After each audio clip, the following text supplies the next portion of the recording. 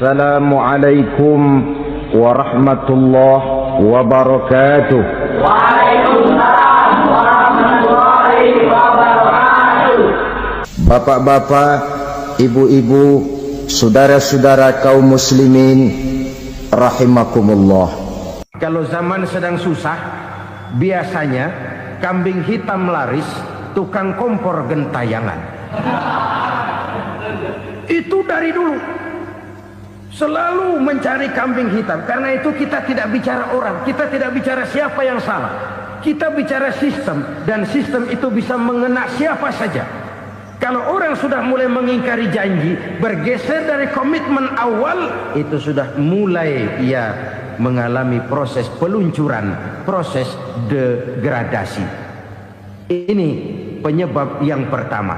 Kita tidak lagi konsekuen bahwa bumi, air, sumber daya alam adalah milik negara, dikuasai oleh negara, digunakan bagi sebesar-besar kemakmuran rakyat. Ternyata rakyat yang makmur itu tidak merupakan gambaran yang menyeluruh dari rakyat kita. Undang-undang dasar kita menganut ekonomi kekeluargaan, tapi yang kita praktekkan adalah ekonomi keluarga. Kalau bukan keluarga nggak dapat proyek. Ibu-ibu, saudara-saudara kaum muslimin rahimakumullah. Kita menyaksikan peristiwa-peristiwa yang memilukan dan memalukan. PHK terjadi di mana-mana. Pengangguran meningkat, harga-harga membumbung tinggi, daya beli rakyat semakin lemah. Sementara di bidang politik, kejadian-kejadian memberikan indikasi bahwa persatuan dan kesatuan kita sebagai bangsa dewasa ini tengah berada dalam ujian yang berat. Pada jumpa kita kali ini, tanpa bermaksud untuk mencari kambing hitam dari bencana yang kita hadapi, saya ingin menyampaikan sebuah hadis yang diriwayatkan oleh Imam At-Tabarani dari Ibnu Abbas, bahwa Rasulullah sallallahu alaihi wasallam bersabda, khamsun bi khamsin, ada 5 perkara yang dapat menimbulkan 5 macam bencana. Mari kita renungi hadis ini satu demi satu sebagai bahan introspeksi buat kita semua dalam menghadapi bencana yang tengah berlaku sekarang ini. Yang pertama, ma naqasa qaumul ahda illa sullita alaihim aduwwuhum. Apabila suatu kaum sudah mengingkari janjinya, maka mereka pun akan dikuasai oleh musuh-musuh mereka. Sederhana saja nampak kalimat dalam hadis ini. Apabila orang sudah mengingkari janji, mereka akan dikuasai oleh musuh-musuh mereka sendiri. Dan musuh kita yang paling utama saat ini adalah kemiskinan dan kebodohan. Kenapa itu terjadi? Karena kita mengingkari janji kita sendiri. Di saat awal-awal berdirinya Orde Baru, kita pernah berjanji untuk melaksanakan Pancasila dan Undang-Undang Dasar 45 secara murni dan konsekuen. Kita berjanji bahwa kita akan menegakkan pemerintah yang bersih dan berwibawa. Itu semua pada permulaannya. Waktu demi waktu berjalan, kita lupa dengan janji yang kita ucapkan itu. Ketuhanan yang Maha Esa kita ucapkan, tapi kesetanan yang luar biasa yang kita lakukan. Kemanusiaan yang adil dan beradab yang kita dengungkan, tetapi kemanusiaan zalim dan biadab yang kita praktekkan.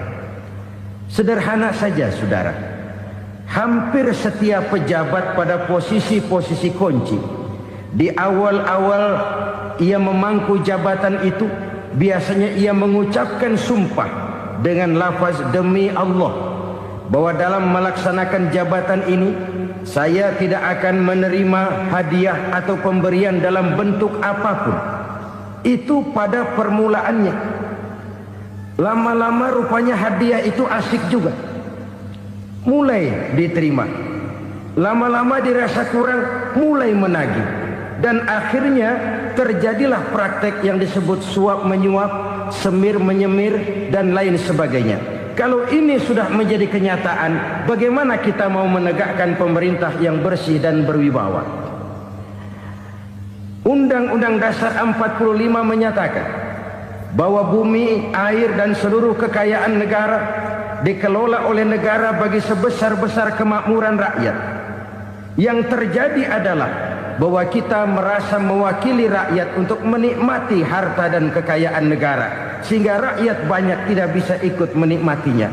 Menumpuklah harta itu sehingga terjadilah pepatah, gunung ditimbun, sumur digali. Yang kaya semakin kaya, yang miskin semakin terpuruk. Kita ingkar dengan janji yang kita ucapkan di awal-awal kita bergerak. Kita ingkar dengan janji pada saat kita mengatakannya dengan menyebut nama Allah, dengan mempertaruhkan nama Tuhan. Sehingga pada akhirnya jabatan pun mengalami tender. Sudah menjadi rahasia umum, orang mau jadi lurah mesti mengeluarkan uang, mau jadi camat mesti mengeluarkan uang, mau jadi wali kota, bupati, bahkan gubernur, itu ada pasarannya.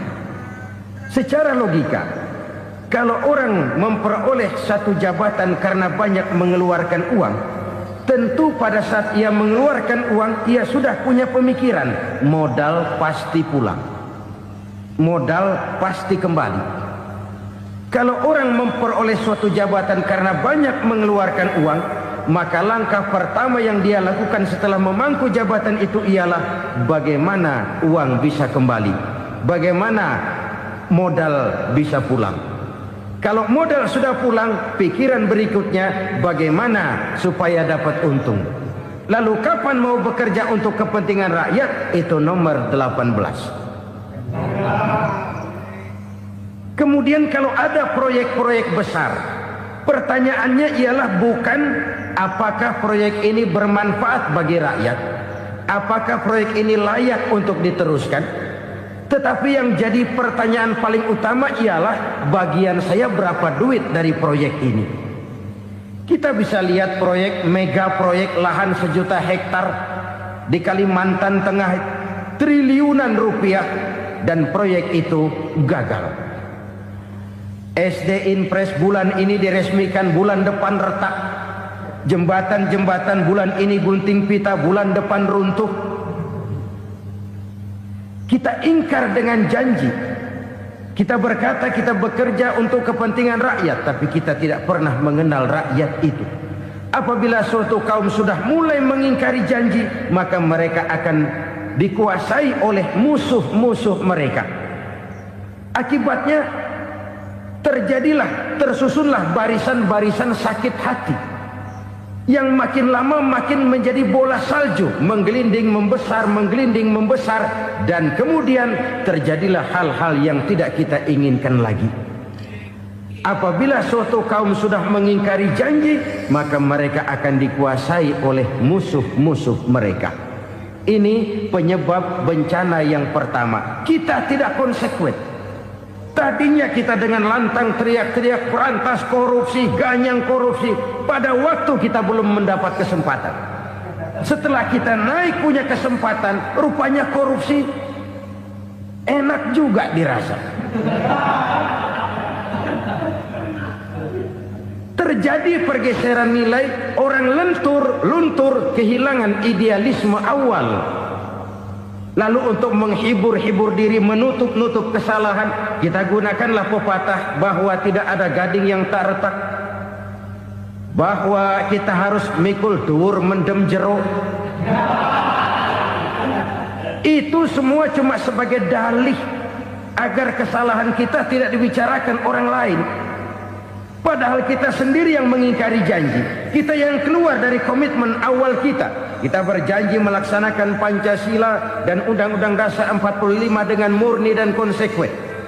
Kita berjanji untuk menegakkan pemerintah yang bersih dan berwibawa. Namun dalam kenyataannya itu tidak kita laksanakan dengan sebagaimana mestinya. Kita bergeser, kita mengalami proses degradasi, peluncuran nilai, dan akhirnya terbentuklah barisan-barisan sakit hati yang semakin lama semakin membesar itu. Kita harus introspeksi. Memang kalau zaman sedang susah, biasanya kambing hitam laris, tukang kompor gentayangan. Itu dari dulu selalu mencari kambing hitam. Karena itu kita tidak bicara orang, kita tidak bicara siapa yang salah, kita bicara sistem, dan sistem itu bisa mengena siapa saja. Kalau orang sudah mulai mengingkari janji, bergeser dari komitmen awal, itu sudah mulai ia mengalami proses peluncuran, proses degradasi. Ini penyebab yang pertama. Kita tidak lagi konsekuen bahwa bumi, air, sumber daya alam adalah milik negara, dikuasai oleh negara, digunakan bagi sebesar-besar kemakmuran rakyat. Ternyata rakyat yang makmur itu tidak merupakan gambaran yang menyeluruh dari rakyat kita. Undang-undang dasar kita menganut ekonomi kekeluargaan, tapi yang kita praktekkan adalah ekonomi keluarga. Kalau bukan keluarga nggak dapat proyek. Kalau bukan keluarga nggak dapat macam-macam. Kekeluargaan kita rubah menjadi keluarga. Timbullah penyakit nepotisme. Kita bergeser, kita ingkari janji, dan kita anggap kita atasnamakan rakyat.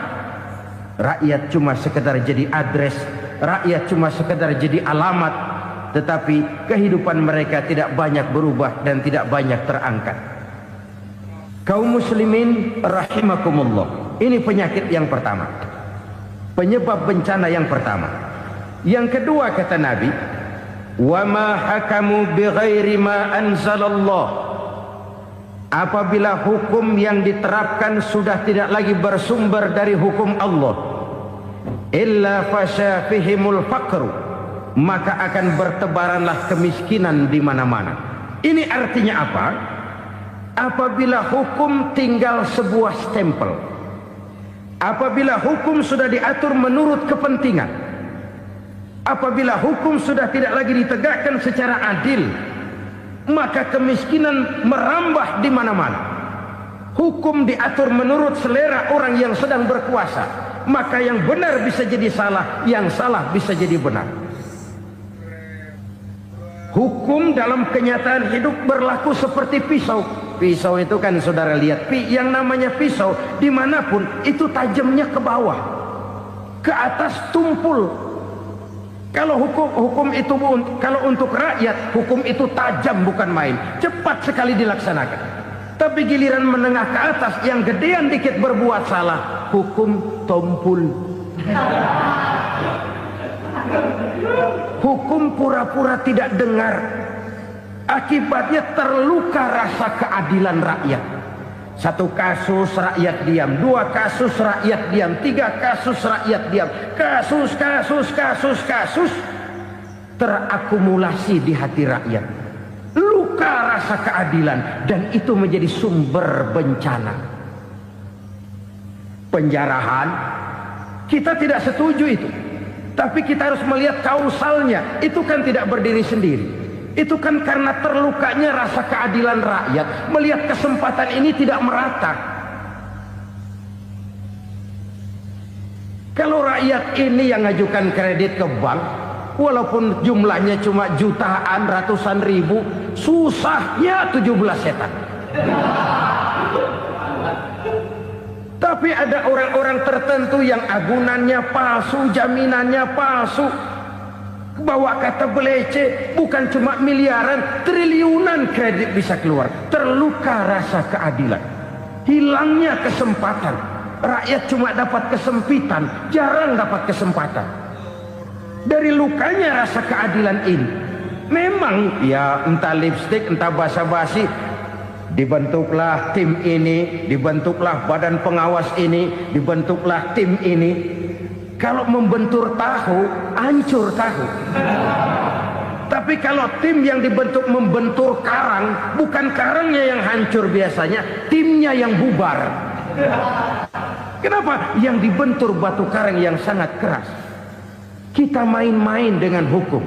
Kita tidak konsekuen dengan hukum. Luka rasa keadilan dan itu terakumulasi. Edi Tamsil, rakyat tahu, terakumulasi. Menguap begitu saja. Kasus-kasus lain rakyat tahu, menguap begitu saja. Ketidakadilan terakumulasi, mengendap di hati rakyat, menunggu ledakan. Pada saat sumbu meledak, rakyat tidak bisa dibendung lagi. Oke, kita tidak setuju dengan penjarahan, tapi jangan melihat itu sebagai peristiwa yang berdiri sendiri. Kenapa itu terjadi? Kausalnya kenapa? Oke, kita tidak setuju memang, tapi yang dijarah oleh rakyat kan memang cuma untuk perut. Yang dijarahkan beras, yang dijarahkan televisi, yang dijarahkan kulkas yang masih bisa dihitung, yang memang real untuk kebutuhan rakyat. Penjara berdasi kepala botak yang menguras uang rakyat habis-habisan, enak saja melenggang dalam kehidupan ini. Makin terluka rasa keadilan rakyat. Apabila hukum yang diterapkan sudah menyimpang dari keadilan yang diajarkan Allah, fasyafihimul fakru, bertebaranlah kemiskinan. Aneh, memalukan, memilukan. Sebuah negara agraris yang katanya pulaunya hijau royo-royo, gemari palau jenawi toto tentem kertora harjo, yang tahun 93 pernah mendapat penghargaan dari FAO, Badan Pangan Sedunia, sebagai negara yang berhasil dalam swasembada pangan. Sekarang ini kita terpaksa betul beli beras dari Vietnam, beli beras ke Kamboja, beli kedelai dari Kamboja. Kenapa? Lahan sawah kita habis ditanami pabrik. Teknologi kita, teknologi loncatan yang non-applied, tidak terpakai oleh kita. Lantas lahan yang tidak bisa kita tanami, kita paksakan lahan-lahan gambut menjadi tanah pertanian yang subur dengan biaya triliunan, dan kita gagal. Kita cari jarum dan kapak hilang. Kita mau jadi negara industri dengan loncatan teknologi yang maju, kita lupakan pola pijak kita sebagai negara agraris, dan akhirnya kita kecolongan. Lihatlah dewasa ini. Rakyat kita antri sembako di mana-mana. Di sebuah negara agraris. Ketidakadilan melahirkan kemiskinan. Kemiskinan moral dan kemiskinan material. Kemiskinan moral, rakyat nggak percaya lagi sama pejabat. Rakyat mengalami krisis figur. Orang, alah lu ngomong dah sama ember.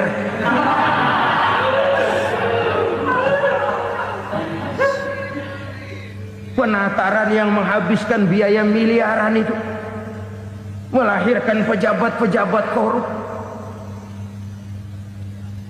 Pengawasan yang menghabiskan biaya miliaran itu ternyata impoten, mandul. Kemiskinan moral. Jujur saya berkata, saudara-saudara, setelah pintu reformasi dibuka, itu yang masuk memang macam-macam. Ada yang memang punya tujuan murni, konsekuen dan punya konsep. Ada yang nunggu di tikungan. Begitu mobil lewat nyamber pintu, berangkat ikut reformasi. Ada yang memanfaatkan momentum, mumpung, untuk nyampein unek-unek, ngerti nggak, pokoknya ngomong. Sehingga keadaan semakin rancu, kebingungan semakin menjadi-jadi, masalah yang paling urgen tidak terselesaikan. Sekarang ini orang berpikir mendingan jadi pala ular daripada jadi buntut macan. Buntut macan memang hebat macan, tapi kalau buntutnya cuma ugel-ugel di belakang buat apa? Mendingan jadi pala ular, kecil juga nyaplok. Artinya, ya biar kecil juga kalau punya partai kan gagah. Lalu rame-rame bikin partai kayak bikin arisan. Orang makin mengalami dislokasi. Semua mau jadi pahlawan, semua mau nomor satu, semua ngomong. Iya kalau bidangnya, kalau bukan makin rancu. Marilah lewat kesempatan ini saya mengajak kita untuk tahu diri. Biarkan politisi ngomong politik, biarkan ekonom menata ekonomi, biarkan praktisi bicara soal hukum, biarkan rakyat munajat, istighfar, mohon pertolongan Allah. Tahu diri kita. Kalau memang ayam, kukuruyuk aja dah. Kalau memang kucing, ayo ngeong. Kalau kambing, silahkan ngembe. Udah tahu ayam, ngeong bunyinya. Suaranya palas, orang nggak ngerti, bingung, makin menjadi-jadi. Ibarat kesebelasan sepak bola bangsa kita sekarang ini, rame-rame mau bikin gol, kiper ikut nyerang sekarang. Memilukan dan bahkan memalukan. Wa ma hakamu bighairi ma anzalallah illa fasha fihimul fakru. Kalau hukum yang diterapkan sudah menyimpang dari keadilan yang diajarkan Allah, bertebaranlah kemiskinan di mana-mana. Coba sekarang ini yang punya duit bingung, apalagi yang kagak punya duit. Yang pengusaha gede ngeluh, apalagi yang pengusaha pas-pasan. Yang kagak punya beras, yang punya beras saja masih bingung, apalagi yang nggak punya beras. Ini sudah demikian merata. Dulu kita kagum mendengar konglomerat kelas buadak, kelas-kelas yang seakan-akan cuma ada dalam khayalan mereka, punya kekayaan miliaran dolar, triliunan. Sudahlah, seolah-olah nggak terjangkau sama kita. Weh, ternyata yang gede-gede itu juga gede utangnya. Dan rontok satu demi satu. Ternyata rakyat selama ini cuma dialamatkan, cuma dijadikan adres. Rakyat yang tidak banyak ngerti persoalan ini harus menanggung hidup ini begini berat, harus menanggung beban hidup ini begini tinggi. Daya beli semakin lemah, semakin terpuruk dan terpuruk, sedang keadaan belum juga banyak berubah. Yang hutang sama luar negeri itu kan bukan rakyat kecil, Ciano. Yang banyak nyimpen dolar juga kan Ciano. Rakyat kecil bocah kampung mah jangankan nyimpen dolar, ngelihat juga tumben. Kemana kita mesti bercermin? Sekali lagi saya mengatakan maaf, kita tidak bermaksud mencari kambing hitam. Karena itu kita tidak bicara orang, kita bicara sistem, kita bicara keadaan. Beginilah yang dikatakan Nabi, penyebab timbulnya bencana, hukum yang ditegakkan tidak lagi berorientasi kepada keadilan, tapi berorientasi kepada kepentingan. Akhirnya bentuk hukum seperti pisau, tajam ke bawah, tumpul ke atas. Hukum cuma buat rakyat kecil, tetapi kelompok menengah ke atas kadang-kadang kebal dari perlakuan hukum. Maka bertebaranlah kemiskinan. Iya, kemiskinan moral berupa lukanya rasa keadilan. Kalau rasa keadilan terluka, orang kan nunggu kesempatan, saudara. Iya, dia nggak bisa ngomong. Iya, dia nggak sanggup action. Iya, dia nggak bisa tunjuk rasa, tapi hatinya kan kapan ada kesempatan, kapan ada waktu, tunggu. Hatinya mesti begitu. Sehingga begitu ada kesempatan, terjadilah hal-hal yang tidak terhindarkan.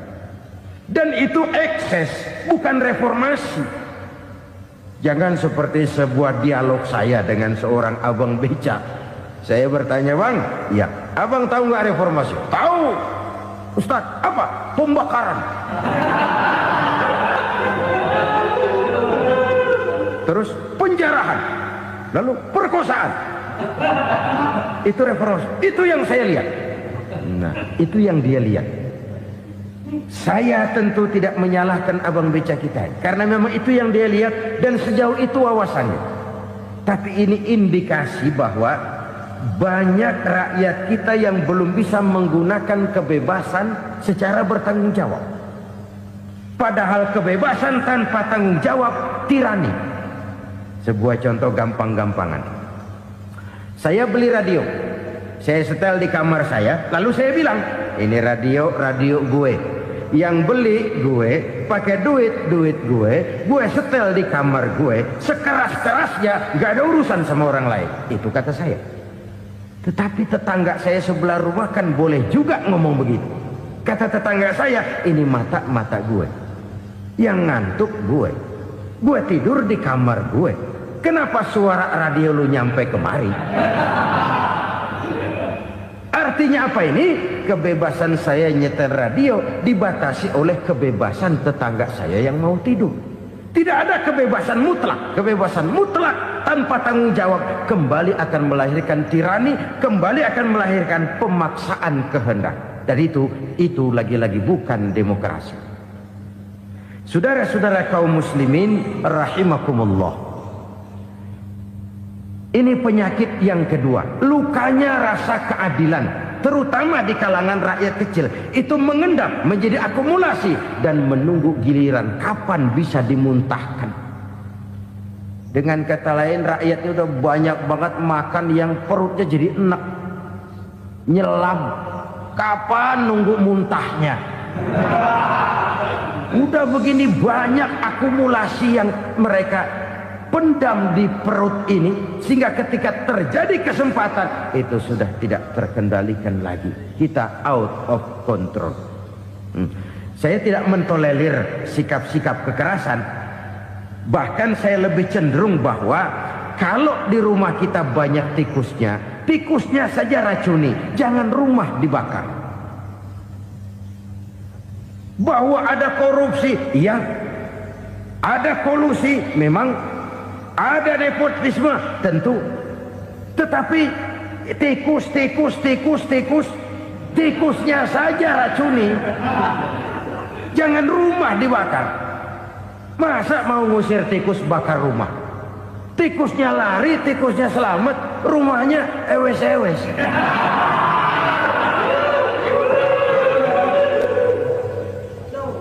Tikus selamat, rumah nggak punya.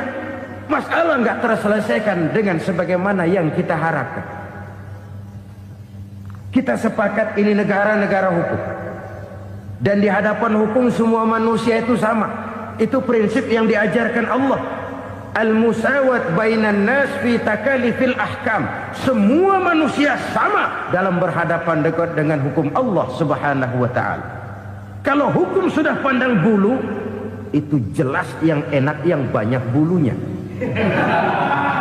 Siapa yang banyak bulunya? Monyet. Kalau hukum pandang bulu, monyet keenakan. Saudara-saudara kaum muslimin rahimakumullah, introspeksi. Mari kita bercermin bagaimana perjalanan hukum selama ini. Kalau introspeksi ini kita temukan, lalu ada upaya untuk memperbaiki diri. Jangan menggunakan tak ada gading yang tak retak, mikul duwur mendem jero untuk menutup-nutupi kesalahan orang. Padahal kesalahan itu sedemikian besar. Padahal rakyat kita tiap hari antri sembako. Ada yang sehari sekali makan, ada yang makan sudah bercampur tiwul, ada yang nasi sudah dicampur pisang, balik jadi orok lagi. Macam-macam upaya rakyat untuk menangsal perut ini. Lalu rakyat ditenang-tenangkan, lebih baik puasa Senin Kemis sambil menghadapi krisis ekonomi. Kenapa rakyat yang disuruh puasa? Kenapa bukan pejabatnya yang puasa lebih dulu untuk kemakmuran rakyat? Kalau rakyat yang memang perutnya udah gepeng disuruh puasa, makin krempeng perutnya. Artinya pejabat harus punya sense of politik. Ya, tidak, puasa itu kan tidak cuma Senin Kemis saja. Puasa itu puasa perasaan, puasa menghargai perasaan yang sedang kondisi yang sedang dihadapi oleh rakyat. Bagaimana rakyat yang tengah antri sembako melihat pejabatnya lewat dengan mobil yang harganya sampai 1 miliar. Oh, inilah pemimpin saya. Luka lagi rasa keadilannya. Kita tidak tenggang rasa. Puasa dalam artian itu pun akan menolong menegakkan semangat kebersamaan, membentuk semangat kebersamaan. Saudara-saudara kaum muslimin rahimakumullah, penyebab bencana yang ketiga dikatakan oleh baginda Nabi, wala dhaharat fihimul fahishatu illa fasha fihimul maut. Apabila kekejian telah merajalela, maka maut bertebaran di mana-mana. Kita renungi butir kalimat dalam hadis ini. Apabila kekejian telah merajalela, maut bertebaran di mana-mana. Begitu murah arti sebuah kehidupan. Penjarahan untuk hal-hal yang kecil tapi sampai mengorbankan nyawa. Apabila kekejian sudah terjadi di mana-mana, maut pun bertebaran. Maut dalam arti berpisah ruh dengan jasad, tapi juga maut dalam arti orang bisa mati karirnya, orang bisa mati usahanya, orang bisa mati kesempatannya karena perbuatan-perbuatan keji yang selama ini tidak terbendung. Lahirlah teori mafia. Siapa yang kuat dia yang berkuasa, siapa yang lemah dia menjadi mangsa. Proyek-proyek besar yang menang tender itu ya dari itu ke itu saja. Yang pengusaha-pengusaha tidak punya koleksi, koneksi, tidak bisa bayar komisi, dapat proyek tetelan. Ada dagingnya, dikit namanya juga tetelan. Dagingnya sudah habis disantap oleh meja. Sekian puluh meja dilalui, sekian puluh amplop dikeluarkan. Sehingga yang akhirnya ya tinggal tetelan itu tadi. Maka kualitas pekerjaan pun sudah bukan lagi jadi masalah. Demikianlah mafia-mafia ini bermunculan di mana-mana. Di pengadilan terkenallah mafia pengadilan. Hukum bisa dibeli, hukum bisa dipesan menurut kebutuhan sponsor. Mafia peradilan, mafia politik, mafia ekonomi, bahkan mafia agama yang menggunakan agama sebagai kedok, menggunakan agama sebagai dalih, menggunakan agama sebagai topeng untuk melancarkan maksud-maksud politiknya pun tidak tertutup kemungkinan. Apabila kekejian telah merajalela, maut bertebaran di mana-mana. Korupsi, kolusi, nepotisme itu bagian dari kekejian. Kita selama ini kalau mendengar maksiat, itu yang terbayang cuma judi, mabuk, zina. Iya itu maksiat. Tapi korupsi, kolusi, nepotisme itu juga maksiat dalam bentuk lain. Kalau ini sudah bertebaran, maka maut terjadi di mana-mana. Jangan bayangkan cuma mati orangnya, itu sih kewajiban.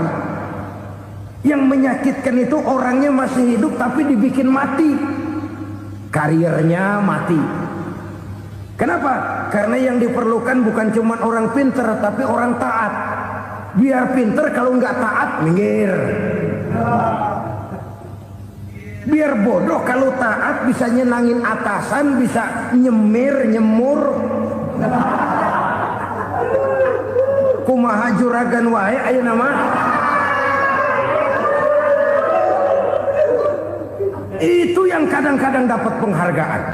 Tidak ada prestasi kerja kecuali bikin senang orang di atas. Kita lihat di desa-desa jalan rusak.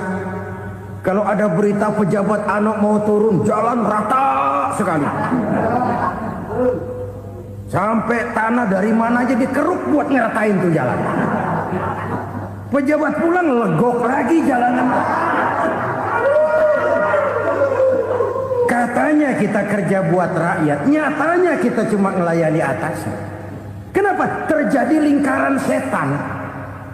Seperti kata lagu Dul Sumbang itu.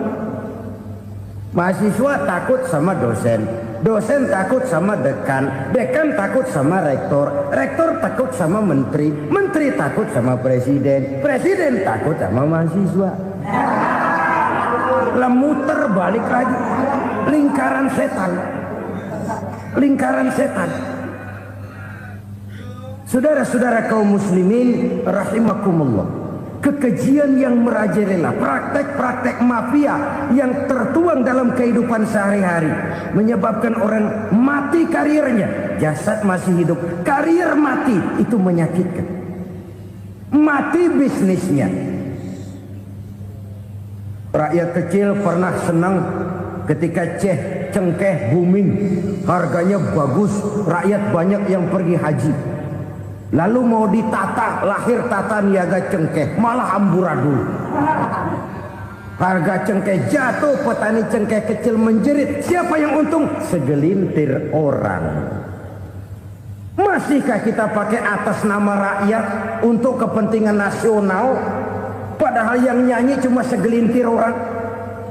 Masihkah kita mau bohongi rakyat ini dengan mobil nasional tapi bikinan Korea?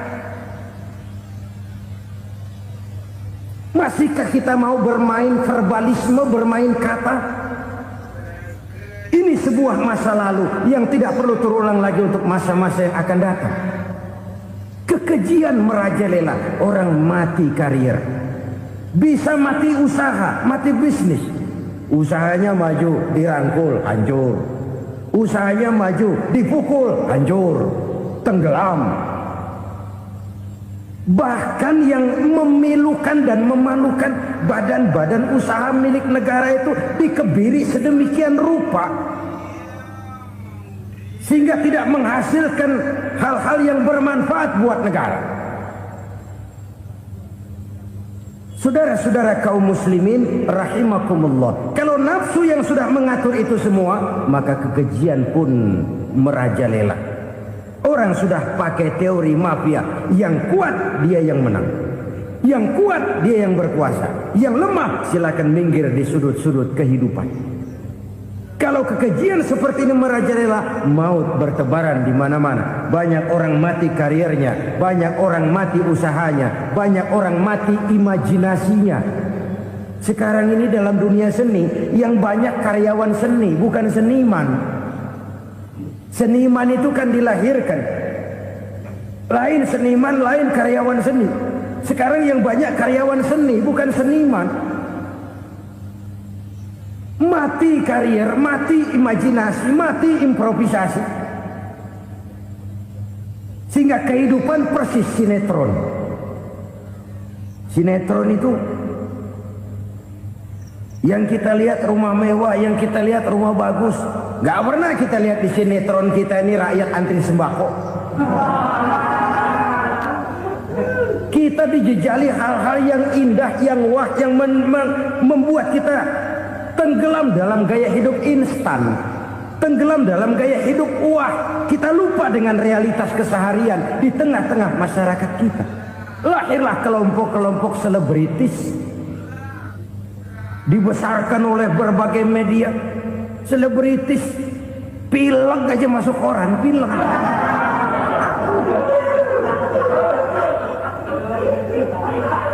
Rakyat yang pingsan antri beras nggak masuk koran. Rakyat yang semaput antri minyak nggak masuk koran. Selebritis panok masuk koran.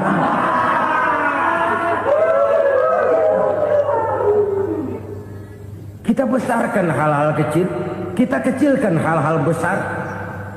Kenapa? Kita mengejar oplah, kita profit oriented, tidak lagi berorientasi kepada realitas hidup yang kita hadapi ini. Kalau kekejian sudah merajalela kata Nabi, maka maut bertebaran di mana-mana. Maut dalam artian maut, coba lihat sekarang begitu murah nyawa. Karena 1000 perak orang mau nusuk bunuh. Karena beras seliter orang khilaf. Begitu murah kehidupan. Tapi kekejian dalam bentuk korupsi, kolusi, nepotisme, kekejian dalam bentuk itu mematikan karir, mematikan bisnis, mematikan imajinasi, mematikan kreativitas.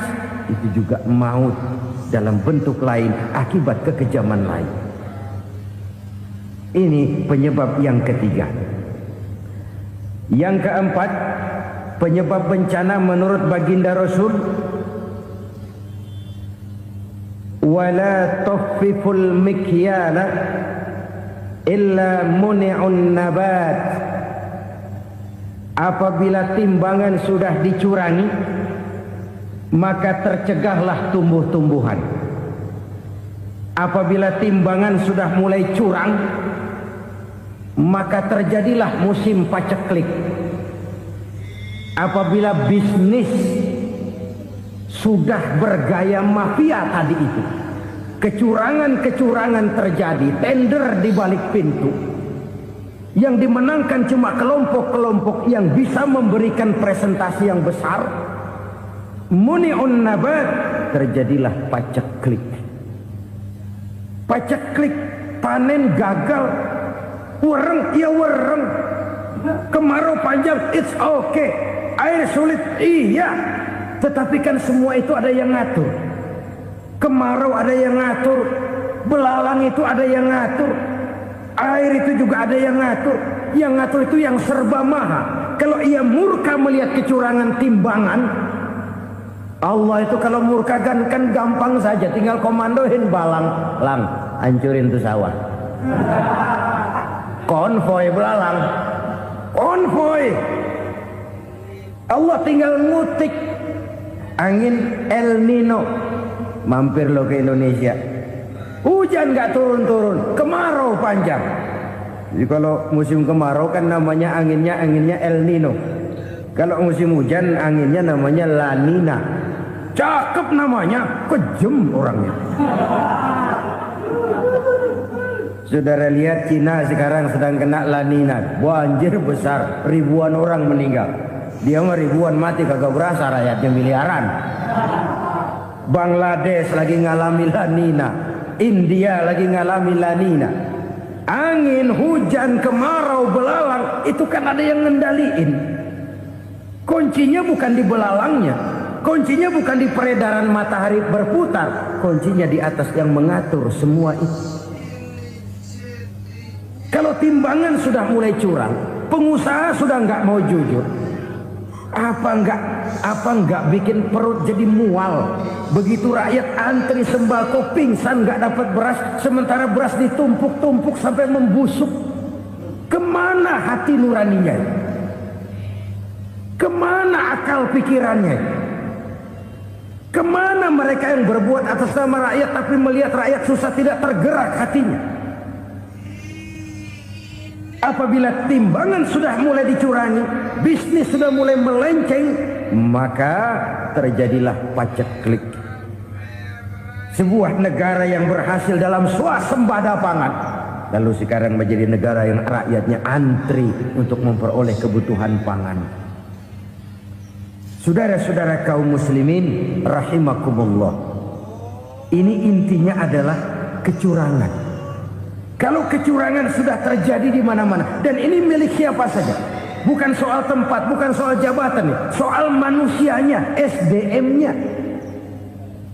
Kecurangan tidak cuma terjadi di kantor, di masjid bisa terjadi kecurangan. Korupsi tidak hanya bisa terjadi di kantor, di madrasah bisa ada korupsi. Faktor manusianya, ini soal SDM. Kecurangan yang besar tentu besar lagi kerugiannya. Kecurangan yang kecil, kecurangan sehari-hari, pedagang-pedagang kecil ngurangi timbangan, barang yang buruk dikatakan baik, yang baik dikatakan buruk, itu merugikan perorangan. Kecurangan yang besar merugikan bangsa dalam bentuk total, dalam bentuk seutuhnya. Nah, kecurangan-kecurangan seperti ini rakyat kan lihat, rakyat kan tahu, dan itu kembali terakumulasi di sini, pegel. Dan jangan lupa, rakyat yang nggak ngomong itu, rakyat yang nggak bersuara itu, batinnya menjerit, jeritannya menggoncang aras, dan itu didengar Allah. Yadullah fauqal jamaah, kata Nabi, tangan Tuhan di atas orang banyak. Jeritan hati rakyat menggoncang aras. Rakyat yang terlalu banyak dizolim, rakyat yang terlalu banyak dirugikan, ya rakyat yang terlalu banyak di atas namakan, menjerit batinnya, menggoncang aras, dan Allah bisa menggerakkan apa saja untuk membuat satu situasi. Allah bisa menggerakkan apa saja untuk membuat satu situasi. Saudara-saudara kaum muslimin rahimakumullah, ini faktor yang ketiga, timbulnya kecurangan.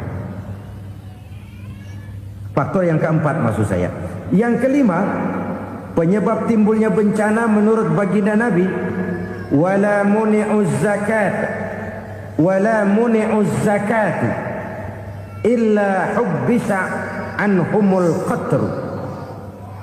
Apabila zakat enggan dibayar, maka tercegahlah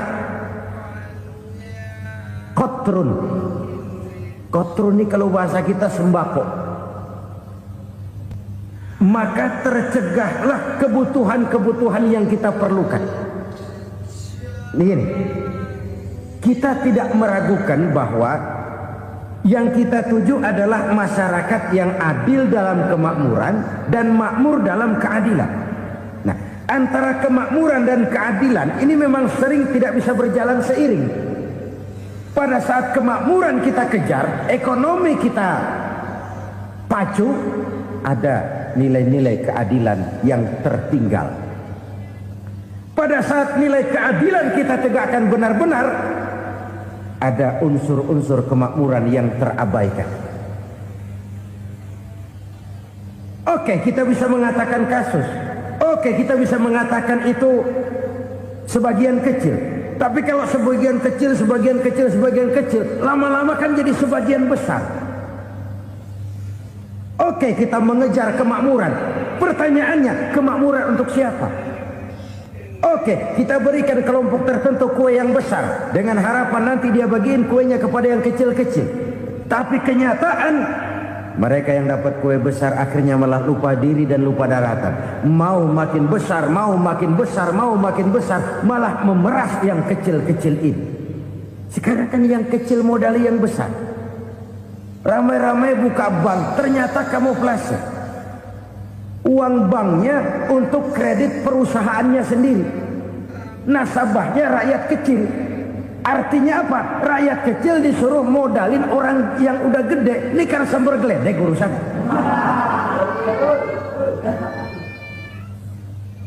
Ini kan permainan apa lagi? Rakyat kecil suruh modali yang gede. Nasabahnya rakyat kecil, kumpulkan uangnya di bank, kucurkan kredit kepada perusahaannya sendiri. Bukankah itu rakyat kecil suruh modali yang gede? Sudah begitu kejamkah kita untuk meraih keuntungan dengan mengorbankan orang kecil ini? Sudah tidak bicara lagi kah nurani kita melihat penderitaan orang yang semakin susah ini? Kalau zakat enggan dibayar, padahal zakat 2,5% saja, 2,5% saja. Kalau itu pun enggan, kalau zakat saja enggan, bagaimana pula yang namanya sedekah, bagaimana pula yang namanya infak, bagaimana pula yang namanya santunan, bantuan. Kadang-kadang lipstick nyumbang si nyumbang, cuman nyolongnya lebih gede. Ini namanya sumbangan lipstick. Buat lipstick itu kan buat ngumpetin bibir pucat. Itu fungsi utama lipstick. Buat ngumpetin korupsinya, nyumbang kegiatan-kegiatan sosial. Tapi yang dia korup lebih gede dari yang dia sumbangin. Lipstick kamuflase. Nepu kata anak sekarang.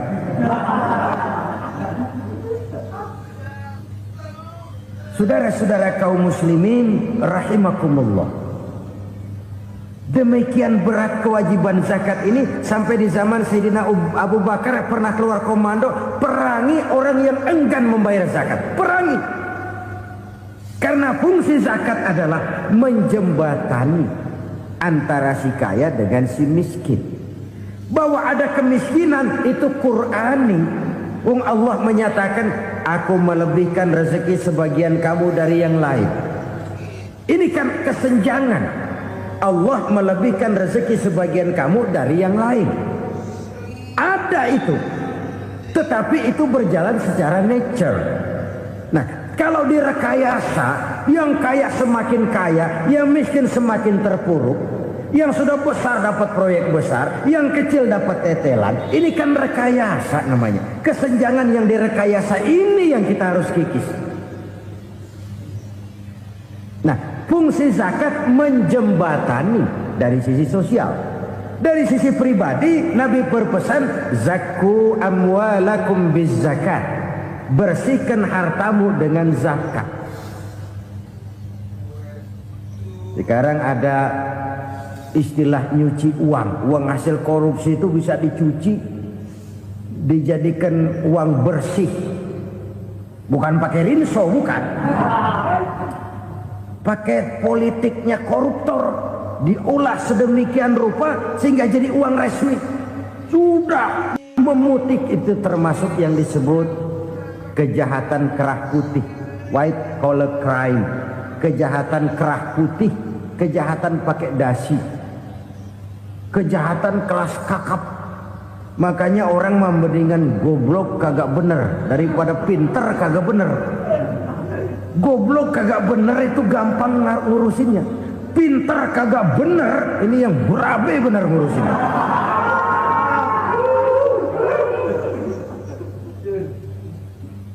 Kita bukan cuma perlu orang pinter kok di zaman sekarang. Kita perlu orang-orang benar, yang punya komitmen, yang sesuai kata dan perbuatan, yang bisa merasakan apa yang dirasakan oleh rakyat, yang punya sense of politik yang tinggi, yang peka, yang penuh keterbukaan, yang punya wawasan dan pandangan jauh ke depan.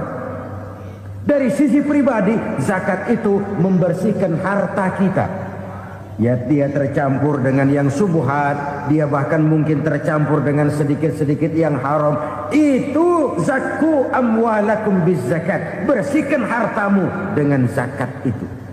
Pada sisi sosial ia menjembatani, pada sisi pribadi ia membersihkan harta kita. Karena itu kalau kita minta berdoa minta rezeki, syarat rezeki itu halalan thayyiban wasi'an. Nggak pernah kurang dari 3 itu. Halal, bagus, banyak. Halal, bagus, tapi sedikit, susah ngaturnya. Halal, banyak, tapi kurang bagus. Buat apaan? Bagus, banyak, tapi haram. Enggak ada artinya. Sebab kata Imamul Ghazali, kalau kau terlalu suka memakan makanan yang haram, dikunyah masuk ke dalam perut besar, digiling oleh perut besar, menghasilkan energi, menggerakkan sel-sel pembuluh saraf, kau juga akan cenderung berpikir yang haram. Kalau sudah cenderung berpikir yang haram, perbuatan pun akan mengarah kepada perbuatan-perbuatan yang haram. Dulu waktu kelompok Jimbaran 200 konglomerat Indonesia kumpul dihimbau supaya sekian persen kasih pengusaha-pengusaha lemah. Itu kan cuma sekedar belas kasihan, tidak banyak menolong keadaan. Dan bukan itu yang diperlukan pengusaha-pengusaha kecil. Yang diperlukan adalah berikan kami kesempatan seperti mereka dapat kesempatan. Berikan kami peluang seperti mereka juga dikasih peluang. Kalau cuma dikasih 100 juta, 200 juta hari ini, usaha kami nggak ada prospeknya, peluang kagak ada, kan sama juga bohong. Diceburin ke kali, disuruh berenang, tangan diikat, mendingan mampusin ketahuan. Ayo berenang, berlomba, tangan diikat, kaki diikat. Lama saja nyuruh mati. Jadi jangan kasih ikannya, kasih kailnya. Yang diperlukan pengusaha kecil menengah ke bawah itu bukan cuma sekedar belas kasih dari konglomerat-konglomerat besar. Berikan kami peluang seperti mereka juga dapat peluang. Berikan kami kesempatan seperti mereka dapat kesempatan. Berikan kami kredit dengan kemudahan seperti mereka juga kalau minta kredit begitu mudahnya. Menciptakan peluang dan kesempatan, pemerataan. Bukan menciptakan manusia Indonesia dengan standar ekonomi yang sama, semua rumahnya harus sama, semua punya mobil. Itu sih kebersamaan bebek. Bebek, coba lihat bebek. Satu ngalor semua. Satu ngidul semua. Kebersamaan bukan itu. Kebersamaan adalah menciptakan peluang. Kalau yang kaya bisa semakin kaya, kenapa yang miskin tidak bisa ikut naik jadi sedikit kaya?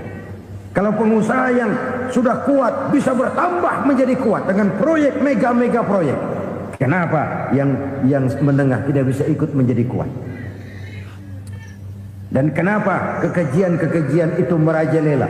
Kita dengar lewat berita-berita PLN tekor, PLN hutang. Kenapa? Dia beli listrik dari swasta yang belinya lebih mahal daripada penjualannya. Artinya dia beli itu listrik dari perusahaan listrik swasta, dia jual kepada rakyat lagi.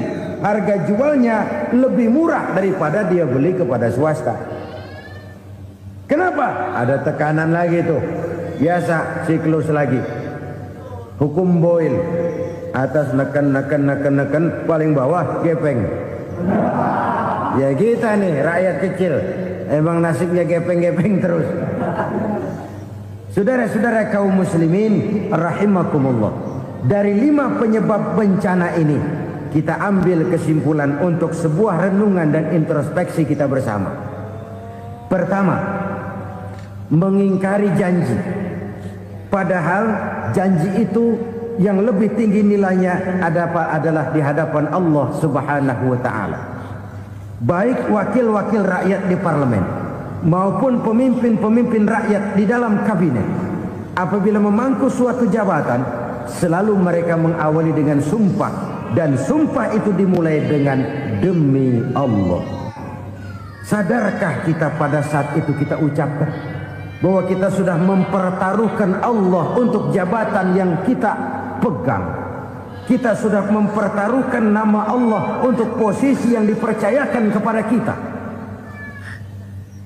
Sadarkah kita bahwa menyia-nyiakan itu satu dosa yang sangat besar, yang tidak hanya kepada Allah tetapi juga kepada rakyat yang kita wakili, kepada rakyat yang kita pimpin. Cukuplah sudah rakyat dijadikan adres, umat dijadikan alamat sebagai numpang. Marilah kita kembali kepada komitmen awal dengan jujur kepada janji kita sendiri. Lalu yang kedua, kekejian, baik berupa korupsi, kolusi, nepotisme, dan perbuatan-perbuatan lain akan melahirkan kemiskinan. Kekurangan pangan bukan satu-satunya yang menyebabkan rakyat menderita. Lukanya rasa keadilan terakumulasi di hati rakyat, dan jeritan hati rakyat mengguncang aras. Kalau Allah murka, Allah bisa melakukan apa saja untuk menciptakan suatu kondisi. Faktor yang ketiga adalah praktek mafia menebarkan maut, baik orang yang mati jasad dan rohaninya maupun orang yang mati karirnya, mati kejujurannya, mati usahanya, mati imajinasinya. Hilang kreativitas kita sebagai bangsa. Faktor yang keempat, kecurangan-kecurangan di bidang usaha, di bidang tender, mengandalkan menjual kekuasaan. Dan memang repot kalau penguasa jadi pengusaha. Mau atau tidak mau, kebijakan-kebijakan kekuasaannya akan memperkuat jaring-jaring usahanya. Dan pada saat itu objektivitas sulit ditemukan lagi. Lalu yang kelima, keengganan membayar zakat, menumpuknya kekayaan negara pada kelompok-kelompok tertentu. Ini akan melahirkan paceklik yang berkepanjangan. Menumpuknya kekayaan dan harta negara pada kelompok-kelompok tertentu akan melahirkan paceklik dan kemiskinan yang berkepanjangan. Marilah kita sadar, marilah kita merenung bahwa keengganan kita membayar zakat, menciptakan pemerataan, pada akhirnya akan menjadi musibah buat kita semua. Saudara-saudara kaum muslimin rahimakumullah, sekian dulu jumpa kita kali ini. Mudah-mudahan yang saya sampaikan dari hadis riwayat Imam Tabrani ini menjadi bahan introspeksi buat kita semua. Tidak akan seorang muslim jatuh 2 kali di tempat yang sama. Semua merupakan pelajaran untuk kita jadikan introspeksi guna menata hari esok yang lebih baik daripada hari ini. Reformasi harus terus berlanjut, tidak bisa dan tidak perlu dikendalikan, tapi harus tetap dengan landasan akhlakul karimah sesuai dengan budaya kita sebagai bangsa. Terima kasih atas perhatian saudara. Mohon maaf atas segala kekurangan. Jumpa lagi lain kesempatan.